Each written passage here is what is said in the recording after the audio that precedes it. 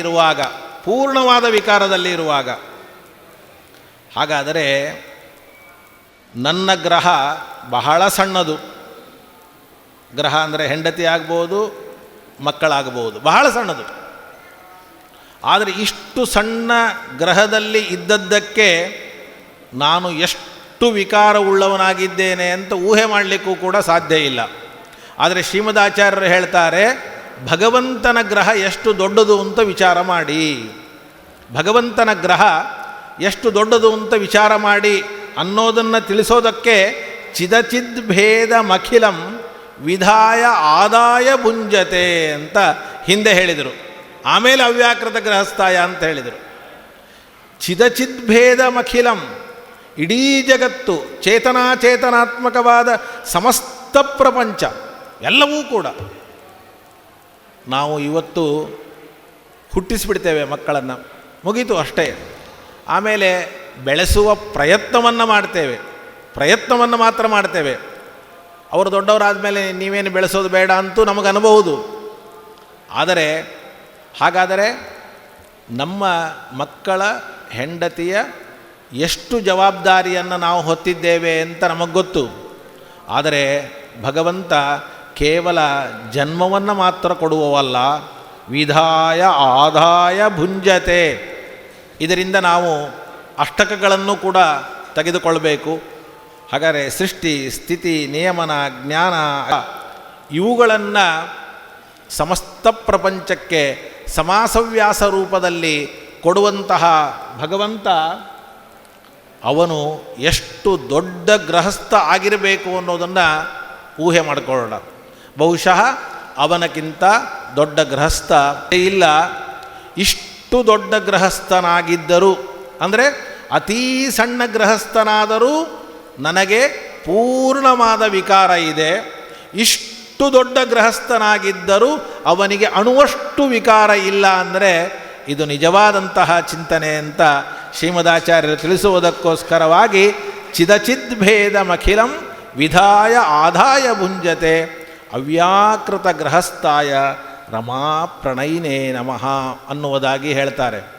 ಆ ರಮಾ ಪ್ರಣಯಿನೇ ಅಂತನ್ನುವಂತಹ ವಿಶೇಷಣವೂ ಕೂಡ ಈ ಸಂದರ್ಭದಲ್ಲಿ ಅತ್ಯಂತ ಔಚಿತ್ಯಪೂರ್ಣವಾದದ್ದು ಅಂತ ನಾವು ಚಿಂತನೆಯನ್ನು ಮಾಡಬೇಕು. ಯಾಕೆ ಅಂತನ್ನುವಂತಹ ಪ್ರಶ್ನೆ ಬಂದರೆ, ಮೇಲಿಂದ ಮೇಲೆ ನಾವು ಬೇಕಾದಷ್ಟು ಮೆಸೇಜ್ಗಳನ್ನು ನೋಡ್ತಾ ಇರ್ತೇವೆ. ಮದುವೆಯಾಗಿ ಪ್ರಾರಂಭದಲ್ಲಿ ಗಂಡ ಹೆಂಡತಿಯರ ಸಂಬಂಧ ಹೇಗೆ ಇರ್ತದೆ, ಆ ಗೃಹಸ್ಥರ ಸಂಬಂಧ ಹೇಗಿರ್ತದೆ, 1 ವರ್ಷದ ನಂತರ ಹೇಗಿರ್ತದೆ, ಅದನ್ನೆಲ್ಲ ಬಿಡಿಸಿ ಹೇಳೋದು ಬೇಡ.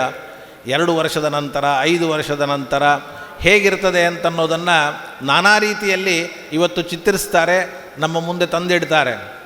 ಆದರೆ ಭಗವಂತ ಇವತ್ತು ನಿನ್ನೆಯಿಂದ ಅಲ್ಲ, ಅನಾದಿ ಕಾಲದಿಂದ ಎಲ್ಲಿಯವರೆಗೂ, ಅನಂತ ಕಾಲದವರೆಗೂ ಕೂಡ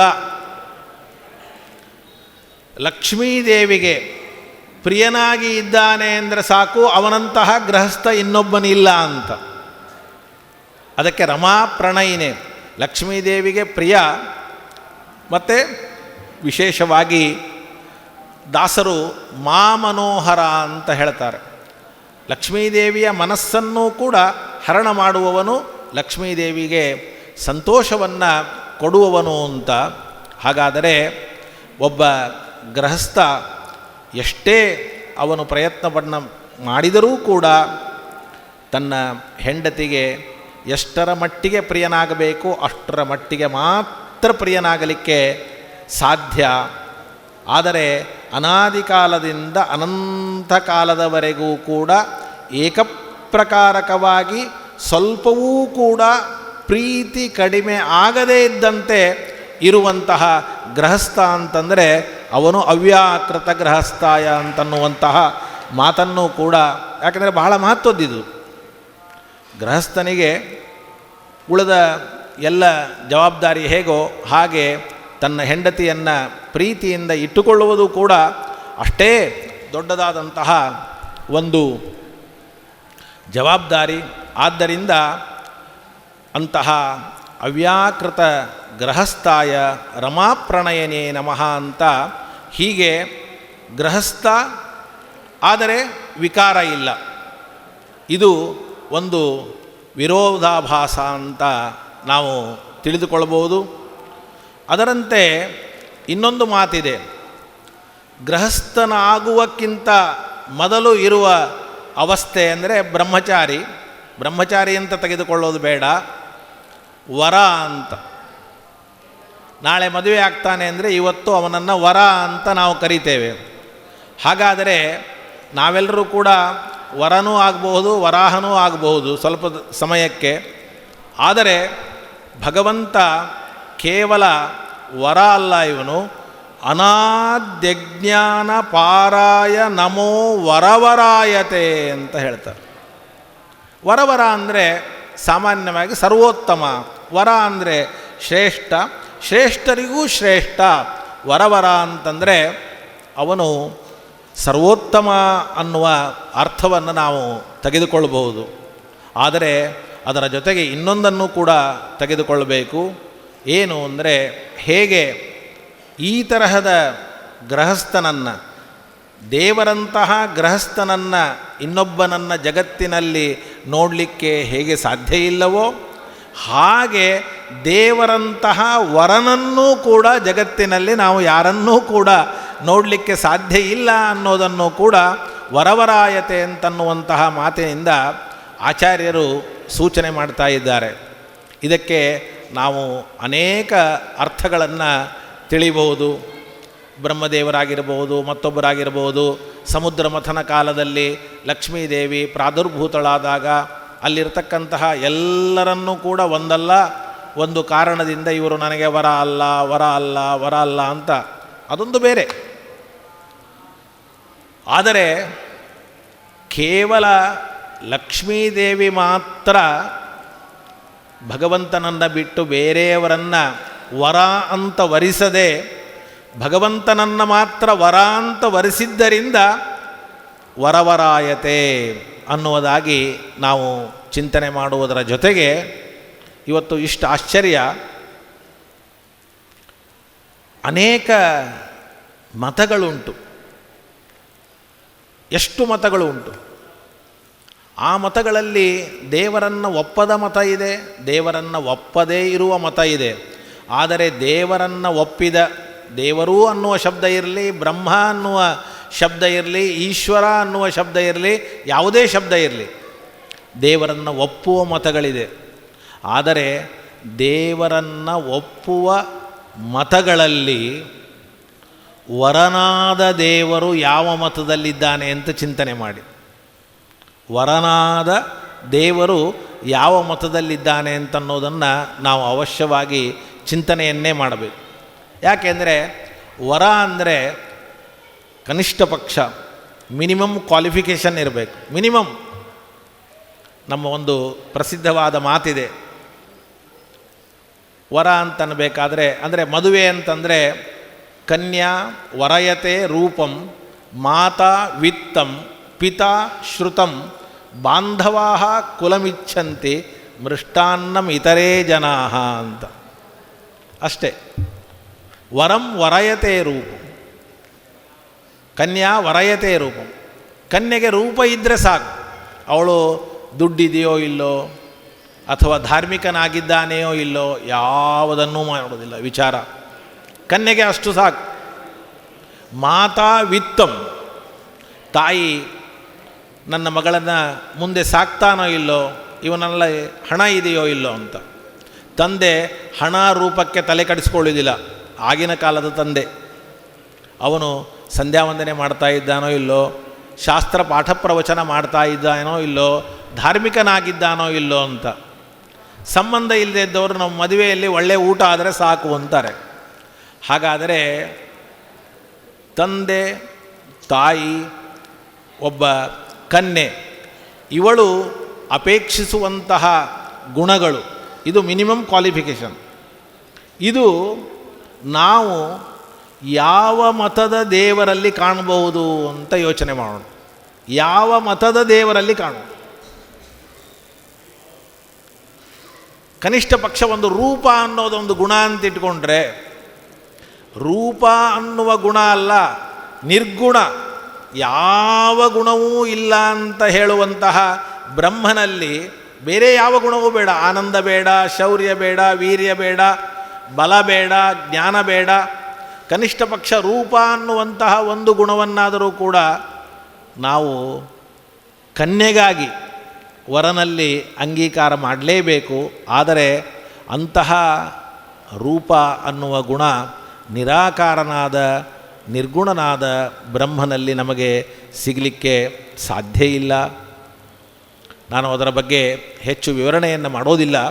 ಹೀಗೆ ಒಬ್ಬೊಬ್ಬ ಮತದಲ್ಲಿ ಹೇಳಿದಂತಹ ದೇವರ ಸ್ವರೂಪವನ್ನು ಚಿಂತನೆ ಮಾಡ್ತಾ ಹೋದರೆ, ಅವರ ಮತದ ಪ್ರಕಾರ ಆ ದೇವರ ಸ್ವರೂಪವನ್ನು ಚಿಂತನೆ ಮಾಡ್ತಾ ಹೋದರೆ ಬಹುಶಃ ನಮಗೆ ಯಾವ ದೇವರಲ್ಲಿಯೂ ಕೂಡ ವರನಲ್ಲಿ ಬೇಕಾದ ಮ್ಯಾಕ್ಸಿಮಮ್ ಅಲ್ಲ, ಮಿನಿಮಮ್ ಕ್ವಾಲಿಫಿಕೇಷನ್ಗಳು ಕೂಡ ನಮಗೆ ಸಿಗಲಿಕ್ಕೆ ಸಾಧ್ಯ ಇಲ್ಲ.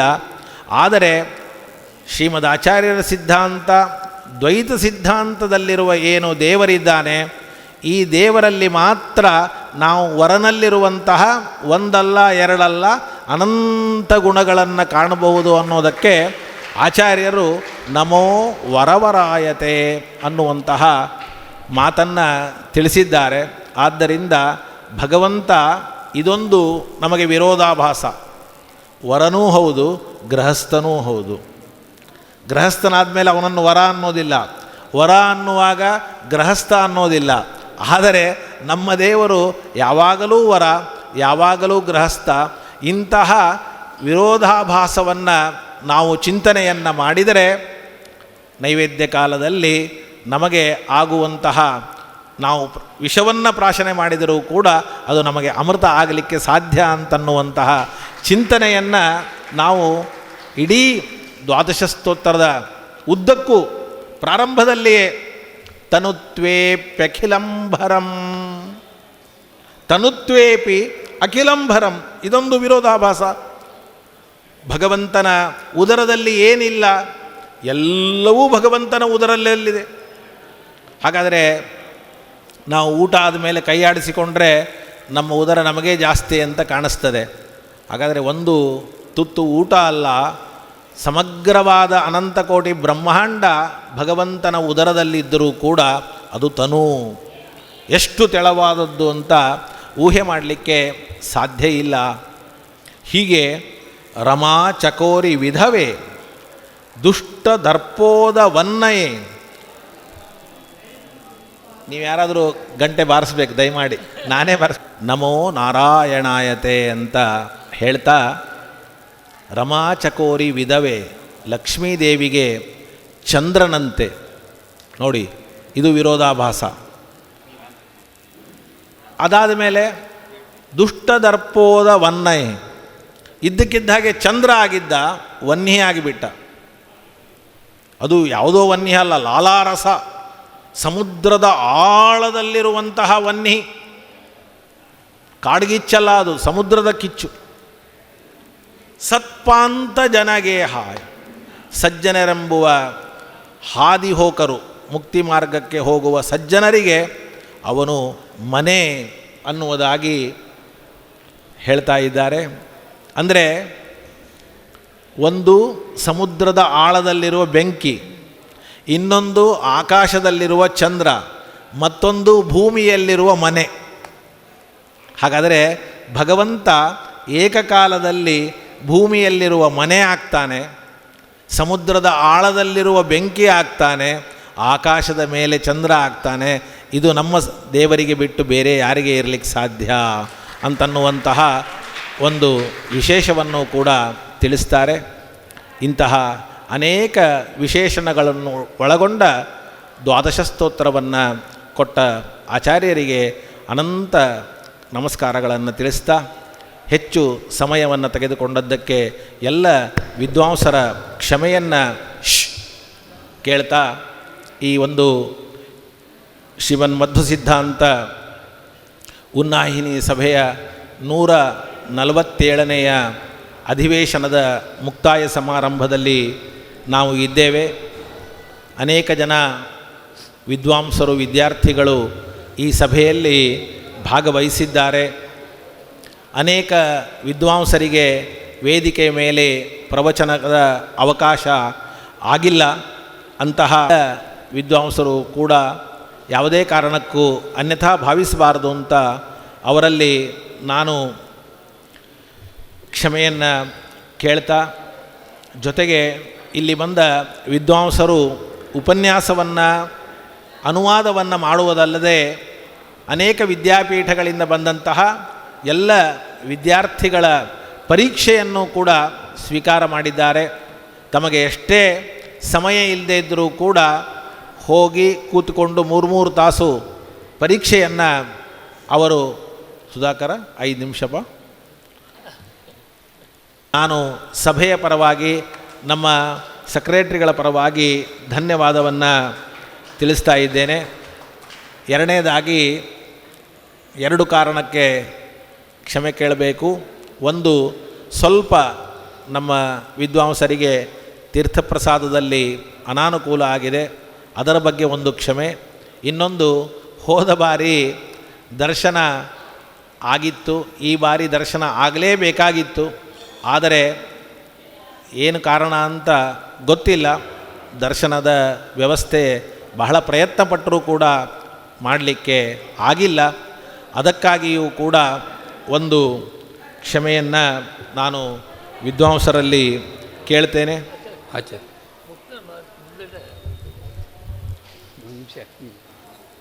ಅಲ್ಲಿ ಪೂಜ್ಯ ಕಟ್ಟಿ ಆಚಾರ್ಯರು ನಿರ್ವಹಣೆ ಮಾಡಿದ್ದಾರೆ.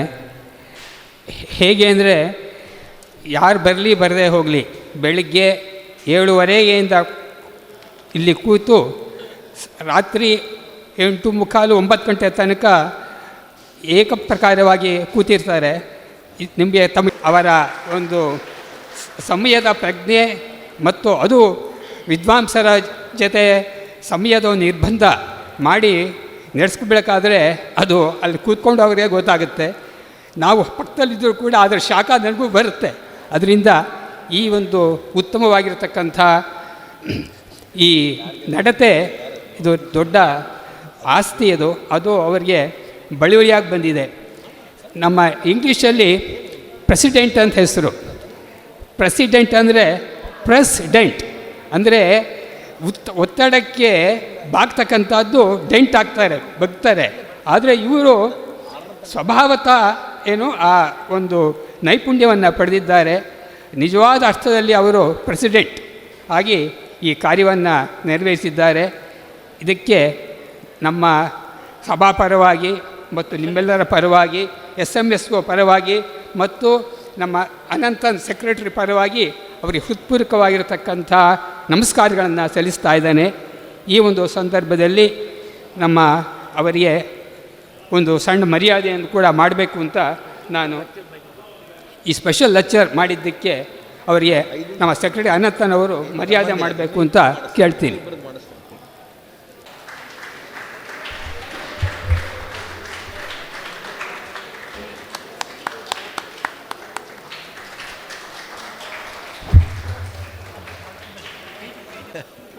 ಆಯ್ತು.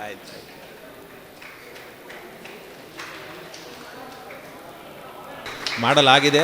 ಅದಕ್ಕೆ ದಯಮಾಡಿ ಯಾವ ವಿದ್ವಾಂಸರು ಕೂಡ ಅನ್ಯಥಾ ಭಾವಿಸಬಾರದು. ಯಾಕೆಂದರೆ ನಾನು ಮೊದಲನೇ ದಿವಸನೇ ಹೇಳಿದೆ, ಬಹಳ ಹಿಂದೆ ಈ ಸಭೆಗೆ ದೊಡ್ಡ ದೊಡ್ಡ ವಿದ್ವಾಂಸರು ಬರ್ತಾಯಿದ್ದರು. ಯಾಕೆಂದರೆ ಆಗ ಸಭೆಗಳೇ ಬಹಳ ಕಡಿಮೆ. ಮಠಗಳಲ್ಲಿ ನಡೆಸುವ ಸಭೆ ಬಿಟ್ಟರೆ ಪ್ರತ್ಯೇಕವಾಗಿ ನಡೆಸುವ ಸಭೆ